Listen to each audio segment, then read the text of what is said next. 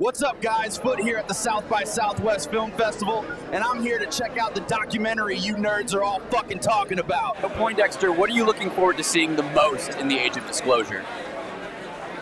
James Clapper. So, Carl, I heard you say recently that you have zero doubt this documentary will get a theatrical release. So, Hal, what can audiences expect to see in this film that will rock their worldview?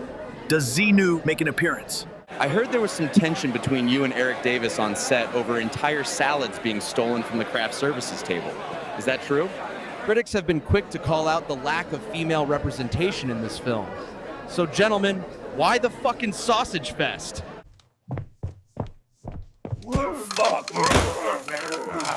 That cost me $42. Oh, fuck me.